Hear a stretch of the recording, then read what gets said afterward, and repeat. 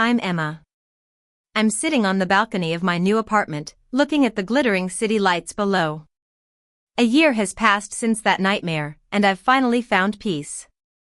But the memories still haunt me, like the shadows that creep across the floor in the dead of night. It all started on our 5th wedding anniversary.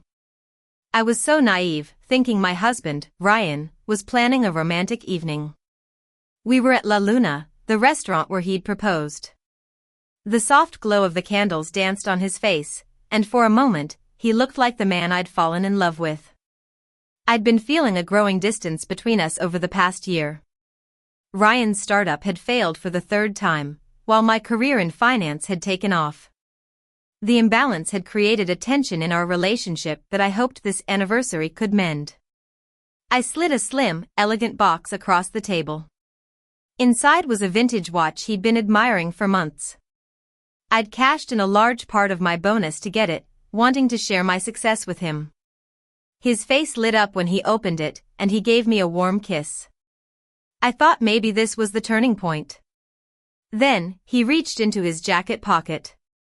I felt a flutter of anticipation, thinking it might be a surprise trip or a piece of jewelry. Instead, he pulled out a thick sheaf of papers. It was an estimate for his mother, Helen's, home renovation. The total was $157,000. I was shocked. I told him we couldn't afford it, that we were saving for our own house. But he insisted that I could cover it with my bonus. He said it was a way for me to show his mother that I was really part of the family. I was furious. That money was mine, earned through my hard work. I refused to fund his mother's dream home. But he had already signed a contract and paid a $10,000 deposit using my emergency credit card. I was devastated. The romantic dinner had turned into a nightmare. I gathered my things and left the restaurant. On the drive home, I couldn't stop thinking about how he had betrayed me. Had he and Helen been planning this for months? When I got home, I found Helen sitting on our sofa, surrounded by renovation samples. She was beaming, holding up paint chips and asking me to choose a color for her new kitchen cabinets. Ryan sat beside her, looking smug. I was in disbelief. I told them that I had no intention of paying for the renovation. Ryan and Helen tried to gaslight me, saying that I was being selfish and that it was my duty as his wife to support his family. I was done. I told them to leave my apartment. The apartment was in my name, and I was not going to be their walking ATM anymore. Ryan threw a small brass key at my feet and said his lawyer would be in touch.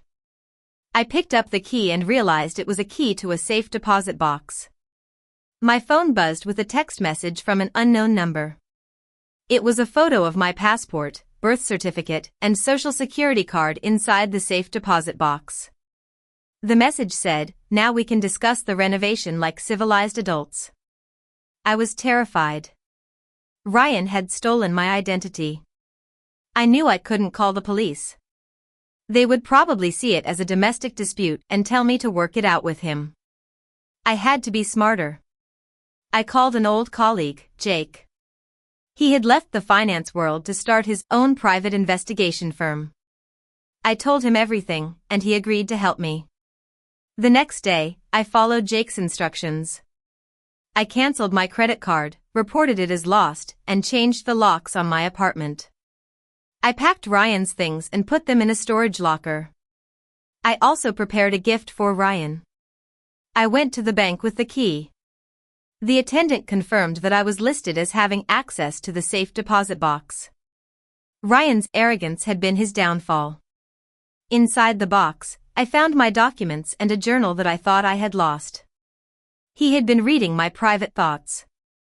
I removed my documents and replaced them with a one-way first-class plane ticket to a remote island in my name, printouts of my bank accounts showing that most of my liquid assets had been transferred to an offshore holding company, a crisp $100 bill, and a photo of me and Jake with a note saying that my lawyer would be in touch about the divorce and the $10,000 he owed me. 2 days later, Ryan called me. His voice was frantic. He was screaming about the empty bank accounts and asking where I was going. I calmly told him that the majority of my bonus was separate property, earned after our official separation when he committed fraud. The aftermath was messy but swift. Jake's firm handled everything. Faced with a potential fraud charge, Ryan signed the divorce papers without a fight and agreed to a payment plan for the $10,000. Helen was furious, and I heard that she and Ryan were no longer speaking. Looking back, I've learned a hard lesson about trust and greed. The key to that safe deposit box, once a symbol of my captivity, now sits on my desk in a glass box, a reminder that I have the power to break free from the most elaborate cages. I'm stronger and wiser now, and I'll never let anyone define my worth again.